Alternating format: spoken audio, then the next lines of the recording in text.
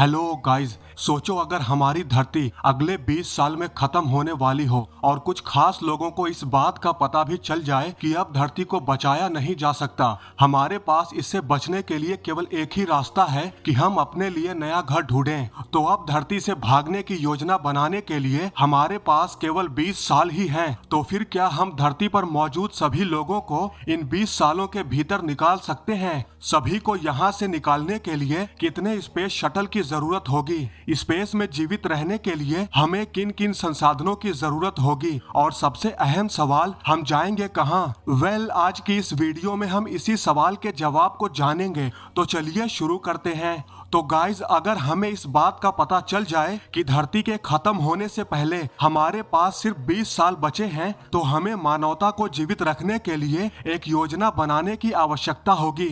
अगर देखें तो हमारी धरती पर तकरीबन 8 अरब लोगों की आबादी है। अब अगर 8 अरब लोगों को स्पेस में ले जाएंगे तो जाहिर है वो भूखे प्यासे तो स्पेस में सरवाइव कर नहीं सकते। उनके साथ खाने पीने के लिए और हमारे लिए सरवाइव करने के लिए जरूरी संसाधनों को भी लेकर जाना होगा। अब यहाँ पर सोचने वाली बात यह है कि 8 अरब लोगों को स्पेस में ले जाना क्या संभव हो सकता है? क्योंकि अगर हम आज की हमारी स्पेस शटल की तकनीक पर नजर डालें तो आज के स्पेस शटल में इतनी ही क्षमता होती है कि वो सिर्फ 5 से 7 लोगों को ही अंतरिक्ष में ले जा सकती है। इस लिहाज से देखें तो पृथ्वी से सभी लोगों को ले जाने के लिए 1 अरब स्पेस शटल की आवश्यकता होगी, जिनके सिर्फ मैन्युफैक्चरिंग के लिए ही हमें हजारों साल लग जाएंगे। वो भी तब जब सभी देश आपस की दुश्मनी को भुलाकर एक साथ मिलकर काम करें। इसलिए हमें एक नई योजना बनाने की आवश्यकता होगी। सबसे पहले तो दुनिया के सभी वैज्ञानिकों को एक साथ मिलकर ऐसे स्पेस शटल को बनाना होगा जिसकी स्पीड काफी तेज हो, साथ ही उसमें स्पेस भी काफी ज्यादा हो।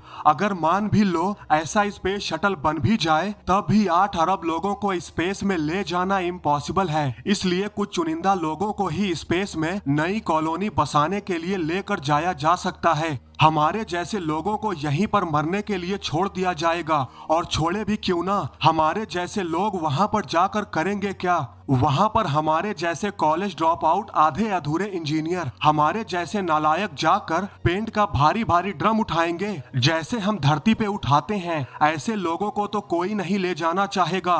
तो फिर उनके पास एक ही रास्ता बचेगा कि स्पेस में सिर्फ उन्हीं लोगों को लेकर जाया जाएगा जो बिल्कुल ही यूनिक हों, अपने अपने फील्ड के महारथी हों, जैसे doctor, brilliant engineer, scientist, leader etcetera etcetera. लेकिन इनकी चयन प्रक्रिया में भी काफी शक्ति होगी, क्योंकि इनको भी स्पेस में ले जाने से पहले उनकी पूरी तरह से जांच भी होगी, ये सुनिश्चित करने के लिए कि वे पूरी तरह से स्वस्थ हैं कि नहीं। क्योंकि बीमारी का एक भी प्रकोप स्पेस में मानवता का अंत कर सकता है। अब अगर स्वास्थ्य की बात करें तो इस दुनिया में आधे से ज्यादा लोग दुनिया भर की बीमारी लिए डोल रहे हैं। कुछ ही लोग ऐसे हैं जो पूरी तरह से स्वस्थ मिलेंगे। इसलिए इनमें से स्वस्थ लोगों को चुनने में ज्यादा परेशानी नहीं होगी और यही वो लोग होंगे जो इंसानों का भविष्य होंगे।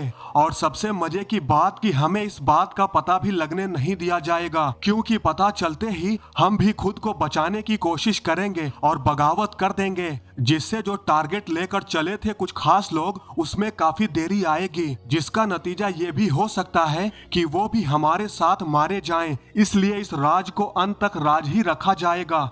वैसे अगर स्पेस में कॉलोनी बसाने की बात आती है तो लोगों के मन में एक सवाल हमेशा बना रहता है कि आखिर कितने लोगों को स्पेस में ले जाया जाए जिससे आने वाले भविष्य में हम इंसानों की नई सभ्यता फिर से बनकर तैयार हो जाए। तो गाइस, कुछ कैलकुलेशन के मुताबिक 100 से 150 लोग पूरी तरह से स्वस्थ अगर किसी नए प्लेनेट पर कॉलोनी बसाते हैं तो वो धीरे धीरे आने वाले कुछ सैकड़ों या फिर हजारों सालों में इंसानों की एक पूरी सभ्यता का निर्माण कर सकते हैं। लेकिन पृथ्वी से सिर्फ 100 से 150 लोगों को स्पेस में ले जाना बहुत ही नाइंसाफी होगी। इसलिए कुछ खास लोगों को ये करना होगा कि जितना हो सके ज्यादा से ज्यादा लोगों को नई कॉलोनी बसाने के लिए ले जाए। मेरे ख्याल से इन 20 सालों के भीतर सभी देशों को मिलकर कम से कम 10 से 15 हजार लोगों को ले जाने के लिए स्पेस शटल को तो बना ही लेना चाहिए। अगर हम तकनीकी पक्ष पर बात करें तो इतने सारे लोगों के लिए या तो काफी विशाल स्पेस शटल बनाना होगा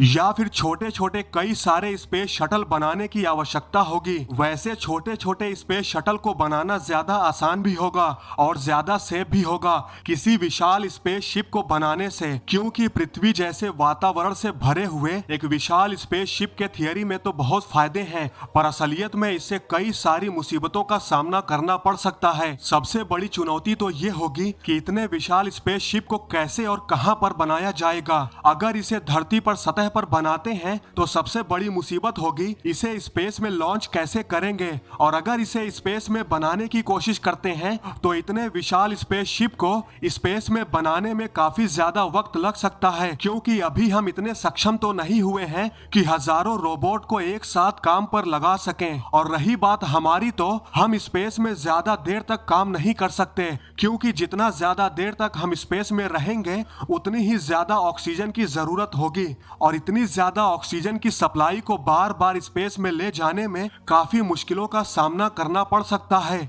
पर अगर मान लो किसी तरह से इतने विशाल स्पेसशिप को बना भी लेते हैं तब भी हमारे लिए मुसीबतें कम नहीं होंगी।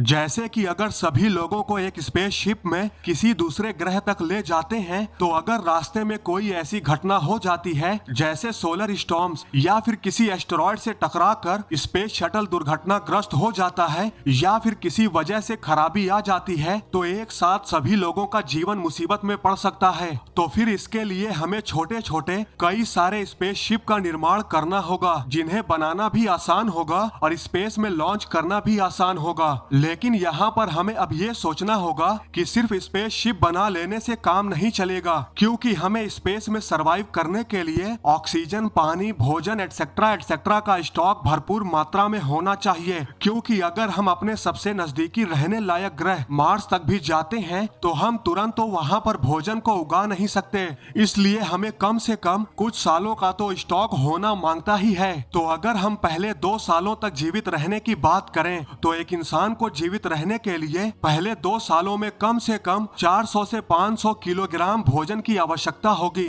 और उस भोजन को स्वस्थ रहने के लिए आवश्यक सभी कार्ब्स, वसा, प्रोटीन और फाइबर की आवश्यकता होगी। और वहीं पानी की बात करें तो एक व्यक्ति के लिए 2 सालों में कम से कम 2000 लीटर पानी की भी आवश्यकता होगी। अब अगर स्पेसशिप पर सवार सभी लोगों को पर्याप्त भोजन और पानी उपलब्ध कराने के लिए सिर्फ 2 सालों में उन सभी 15,000 लोगों के लिए कम से कम 60 से 70 लाख किलोग्राम भोजन की आवश्यकता होगी, साथ ही कम से कम 3 करोड़ लीटर पानी की भी आवश्यकता होगी। और अगर करंट टाइम की बात करें तो जो अब तक का सबसे बेहतरीन रॉकेट है स्पेस एक्स का रॉकेट, वो भी अधिकतम 63,800 किलोग्राम तक का ही पेलोड ले जा सकता है। तो इस हिसाब से देखें तो सभी 15,000 लोगों को कम से कम 2 साल तक स्पेस में सरवाइव करने के लिए हमें 600 से 700 स्पेसशिप की आवश्यकता होगी, जिसमें कम से कम 20 से 25 लोगों के रहने के लिए स्पेस हो, जिसमें हम मार्स पर पहुंचने के बाद भी रह सकें। क्योंकि फिलहाल तो हमारा शुरुआती जो समय होगा उस समय तो हम इतने अचानक से अपने घरों का निर्माण तो कर नहीं सकेंगे, इसलिए ये स्पेसशिप ही हमारे लिए शुरुआत के समय में घर होंगे। लेकिन यहाँ पर समस्या ये है कि हमारे पास भोजन, पानी, ऑक्सीजन एटसेट्रा एटसेट्रा का स्टॉक रहेगा सिर्फ 2 साल का,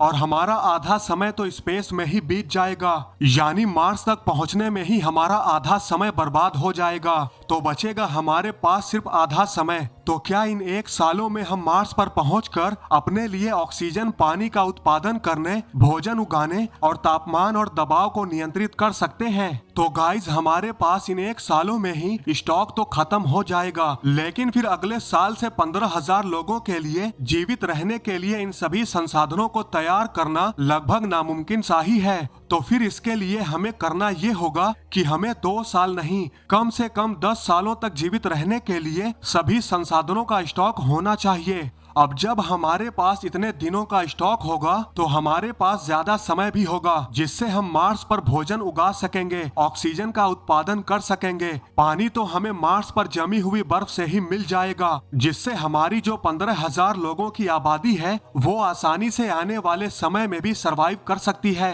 और ये 15,000 लोग मिलकर फिर से एक नई इंसानी सभ्यता खड़ी कर सकते हैं। पर सोचने वाली बात यह है कि क्या हम इन 20 सालों में 15,000 लोगों को धरती से निकाल सकते हैं, वो भी तब जब बैकअप के लिए कोई बचा ही नहीं होगा।